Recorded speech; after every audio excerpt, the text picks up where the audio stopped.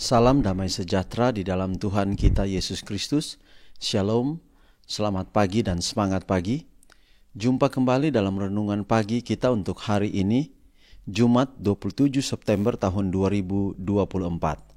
Dan pekabaran firman Tuhan kita di pagi ini dengan judul Pengantara Agung.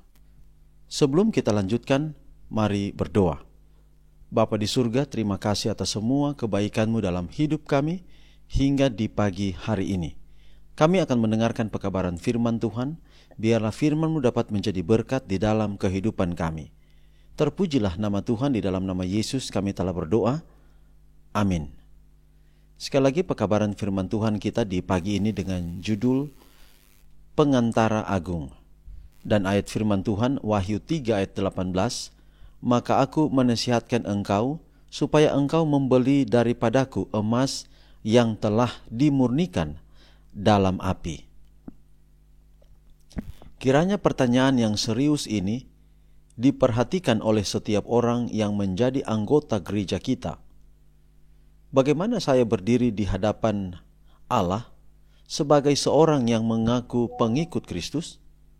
Apakah terang saya bersinar kepada dunia dalam pancaran yang terang benderang dan stabil?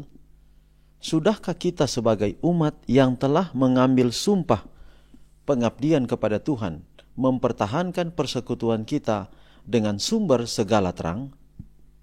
Bukankah gejala kemerosotan dan kebusukan yang memprihatinkan sangat terlihat di antara gereja-gereja Kristen saat ini? Kematian rohani telah menimpa banyak orang yang mana seharusnya menjadi teladan semangat, kemurnian, dan pengabdian. Perbuatan mereka berbicara lebih nyaring daripada pengakuan mereka dan menjadi saksi terhadap kenyataan bahwa suatu kekuatan telah memutus tali yang mengikat mereka kepada batu karang abadi dan mereka terhanyut tanpa kompas ataupun peta. Saksi yang setia itu ingin memulihkan keadaan berbahaya di mana orang-orang yang mengaku mengenalnya.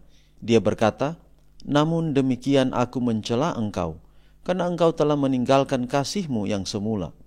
Sebab itu, ingatlah betapa dalamnya engkau telah jatuh. Bertobatlah dan lakukanlah lagi apa yang semula engkau lakukan. Jika tidak demikian, aku akan datang kepadamu, dan aku akan mengambil kaki dianmu dari tempatnya, jikalau engkau tidak bertobat.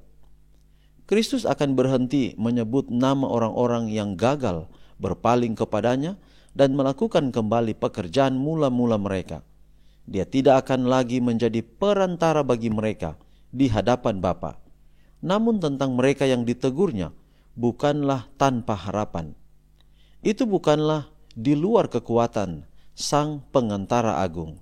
Dia berkata, aku menasihatkan engkau, supaya engkau membeli daripadaku emas yang telah dimurnikan dalam api, agar engkau menjadi kaya, dan juga pakaian putih supaya engkau memakainya, agar jangan kelihatan ketelanjanganmu yang memalukan, dan lagi minyak untuk melumas matamu, supaya engkau dapat melihat. Meskipun orang-orang yang mengaku pengikut Kristus berada dalam kondisi yang memprihatinkan, mereka belum berada dalam keputusasaan, seperti gadis-gadis bodoh yang padam pelitanya, yang tidak ada waktu untuk mengisi bejana mereka dengan minyak. Ketika mempelai laki-laki datang, mereka yang telah siap masuk bersamanya ke pesta pernikahan. Tetapi ketika gadis-gadis bodoh itu datang, pintunya sudah tertutup dan mereka terlambat untuk mendapatkan jalan masuk. Tetapi nasihat dari saksi yang setia bukanlah untuk menunjukkan kasus mereka yang suam-suam kuku sebagai tanpa harapan. Masih ada kesempatan untuk memperbaiki keadaan mereka, dan pekabaran Laodikia penuh dengan dorongan, karena gereja yang murtad masih dapat membeli emas iman dan kasih, masih dapat memiliki jubah putih kebenaran Kristus. Sebagai perenungan, apakah saya mengetahui kondisi rohani jiwa saya yang sebenarnya? Jadi Yesus mengentarai kita. Jadi di masa penghakiman ini pengantara kita, pembela kita adalah Yesus. Setelah kematian Yesus, maka Yesus sekarang ada di tahap menjadi pengantara, menjadi imam, sebagai imam yang mengantarai antara kita dengan Allah Bapa.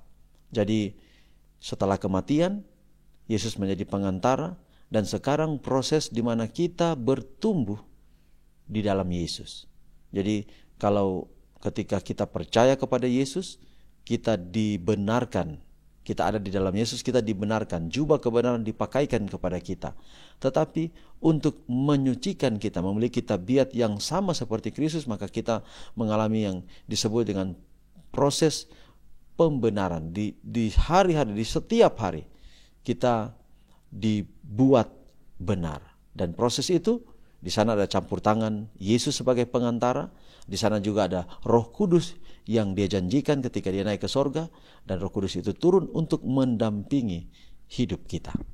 Jadi ketika kita percaya kepada kematian Yesus, menerima bahwa Yesus selamatkan kita, maka dalam proses keselamatan yang kedua yang kita alami adalah kita dituntun oleh Roh Kudus untuk berbuat kebenaran. Dan tentu saja kita dapat melakukan kebenaran ketika Roh Kudus bekerja di hati kita dan kita mau melihat Yesus sebagai contoh teladan kita untuk kita hidupkan setiap hari dalam kehidupan kita semua. Bila pekabaran di pagi hari ini akan menjadi berkat di dalam kehidupan kita semua. Mari kita akhiri pekabaran pagi ini dalam doa. Mari berdoa. Bapa di surga, terima kasih pekabaran firman-Mu yang begitu indah hari ini, kiranya dapat menjadi berkat di dalam kehidupan kami. Berkati kami sepanjang hari ini, kiranya kami tidak berjalan sendiri, tetapi selalu dengan Tuhan. Inilah doa kami, terpuji nama Tuhan. Di dalam nama Yesus kami berdoa. Amin. Demikianlah pekabaran di pagi hari ini. Sampai jumpa besok. Tuhan berkati kita semua. Shalom.